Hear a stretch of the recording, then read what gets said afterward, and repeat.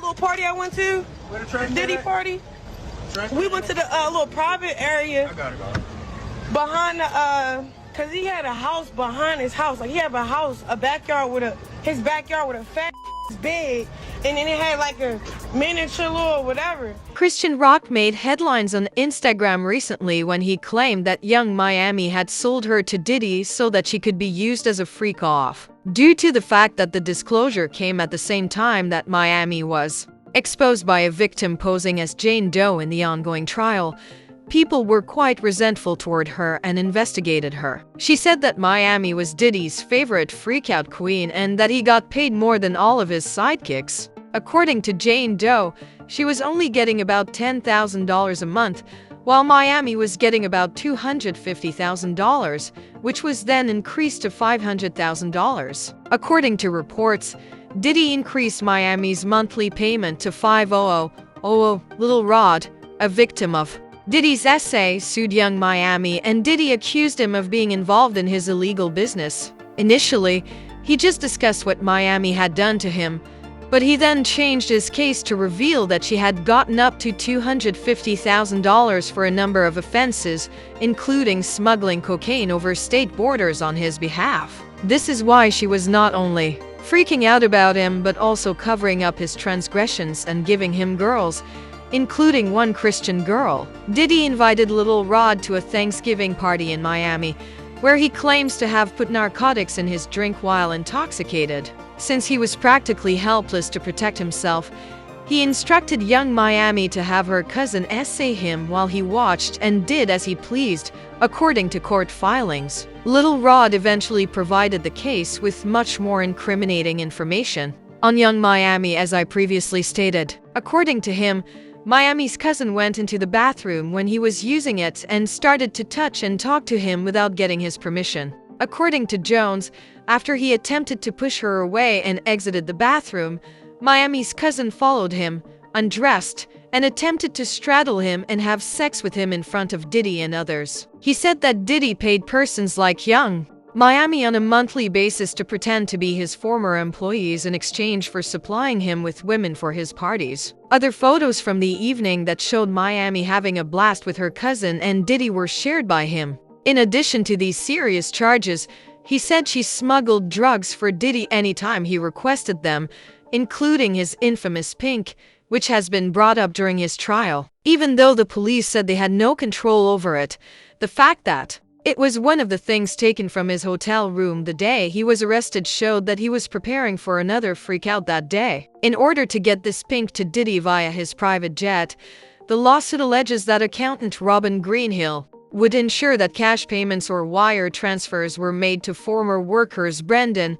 Moybon and Frankie Santella. Paul and KK would also be responsible for ensuring that money was paid to employees in cash. At one time, they broke up because Diddy reduced their monthly payment to $250,000, despite long-standing claims that he was giving Miami up to $500,000. Young Miami, Jade, and Daphne Joy were paid monthly by wire transfer to pretend to be Mr. Combs's former workers. According to Robin Greenhill, who testified regarding the defendant's continued criminal behavior, she also didn't want to accept it. Miami bravely warned Diddy's sidekick that Gina would be on her knees drinking her pee if she simply called. Diddy, do you remember that? It was full of information. Otherwise, why would she act so brazenly over a frivolous dispute? I am better than you little females, since I am the head of our home. People were already beginning to believe Miami was guilty of a major crime for giving her that amount, and they were clearly correct. Young Miami put out a tweet a while back and basically was into it with, I guess, one of Diddy's other women. And she basically said, if I wanted you to eat my cat, Diddy would have had you on your knees by now. Do you think that that was really like her telling on herself before she knew things were gonna hit the fan? No, like I think that was her being herself because she's a dumb.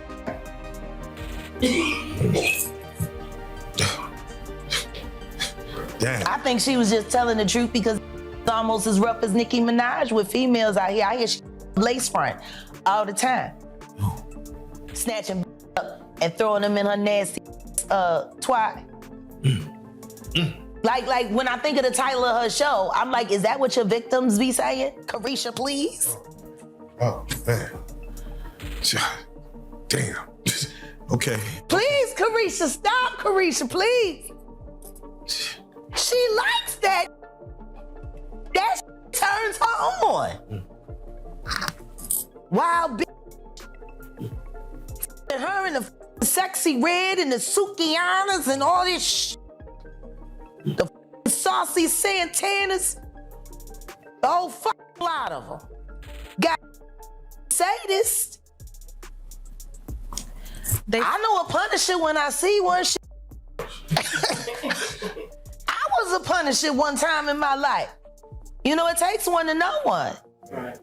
And I used to be hard on but these, they doing I wouldn't do. But Carissa chose to join in, as well as the rumors started making the rounds on the internet. During Diddy's freak-offs, she revealed young Miami get Chrisean to be his lover, but Miami finally started to take the matter seriously. She was often seen with Sean, and until Diddy was implicated, she wasn't entirely sure why she was close to her. When she finally started to put things together, she discovered that Miami was trying to join Diddy's crazy girl gang. They was trying to recruit Chrisean. That's what Diddy and what the girl Carisha was trying to recruit Rock. Remember that when they was heavily trying to get Rock to hang out with them? I think they was trying to recruit her. She got a lot going on. We're gonna talk about it on this podcast. We're gonna get to the nitty gritty, all the gritty of the nitty. Cause it's necessary. I think them was trying to recruit her. Cause remember they just had her pulling up to everything. She about, do you love her? Mm-hmm. Yeah, remember? See what I'm saying? We don't. This podcast gonna be, cause y'all know the mama know everything, everybody business. So we gonna find out on this podcast. We ain't gonna talk no shit about nobody. We ain't gonna mock nobody, but we definitely gonna explore the possibilities to be in on this. That makes you see what I'm saying? That's why I gotta have a podcast, because I gotta get the shit on the table. Can't nobody get it on the table but my nosy, okay? Tasha K ain't she over there making up shit. I know we gonna get to the bottom of shit on this podcast. Tell me if I'm lying. Go on over there and tell me if I'm lying. I'm telling you, they was trying to recruit that baby. They said, let's get her away from him. Mm-hmm. That's what they was doing. We gonna put a couple pounds of that on her and have her fly. They ain't gonna never suspect her. Damn, that would make so much sense. Mm-hmm. That's why he grabbed him and he said, what did he say? He said, do you love her or she needs love? All she needs is love. All she needs is love. Ooh. Now, how about that?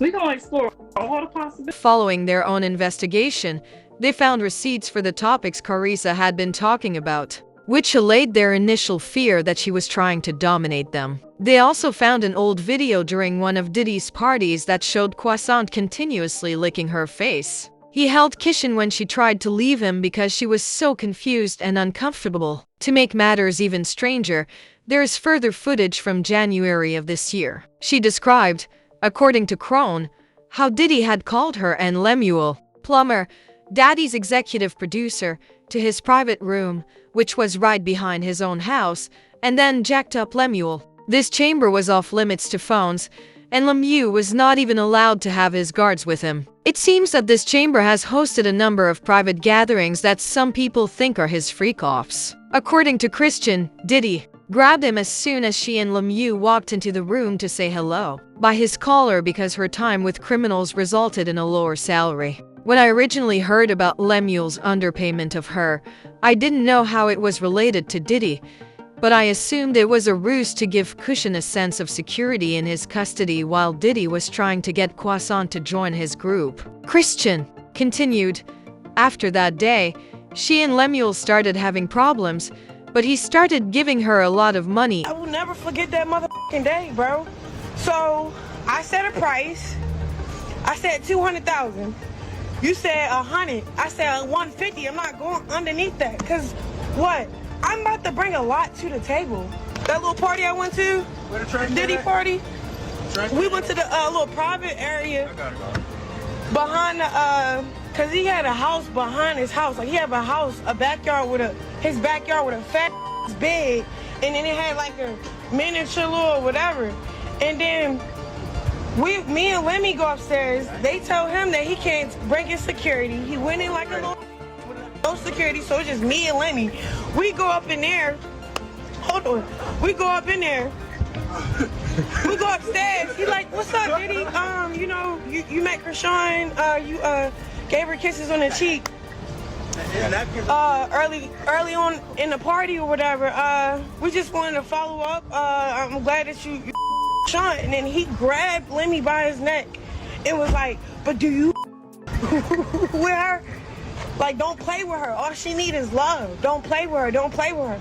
And I didn't understand that till... This strategy was used by Diddy to convince Khan that she deserved better, just like Cassie, and that he was the one who would make it happen. As I mentioned before, Jane Doe, his second victim, acknowledged that he employed the same tactic to get her. Jane Doe revealed she had been seeing Diddy from 2021 to 2024 before his imprisonment. As you may remember, Jane Doe had been dating Diddy from 2022 until the FBI caught him, so Young Miami was familiar with his name. Jane Doe admitted that she stayed with Diddy, unlike Cassie, because he paid her rent and promised to give her over $10,000 a month if she complied with all of his demands. Their tales are identical, but for that, she repeatedly protested that she didn't want to do any of it, including the freak-offs, but Diddy just made fun of her by reminding her who was footing the bill and threatening to quit if she left. And then she panicked again. She left him in part because she saw pictures of him with Young Miami, Koss, and Turks. He apparently chose Miami over her since she refused to go crazy with him. This caught Miami off guard because it implies that she was probably aware of the antics and consented to keep quiet as long as the money was coming in. It wouldn't have mattered to anyone if Miami had gone crazy with Diddy. Was drawn in this manner, most likely to get gullible women like Sean to join as well. They needed to get Lemmy and Natalie next, according to one, and getting Rock would have been a mistake because Rock wouldn't keep secrets. This is what Natalie is doing for Lemmy, and Young Miami is doing it for Diddy. What do you think about this? Or was it that they were genuinely attempting to achieve croissant? Please feel free to comment below with your thoughts, and remember to click here to view this other pornographic film.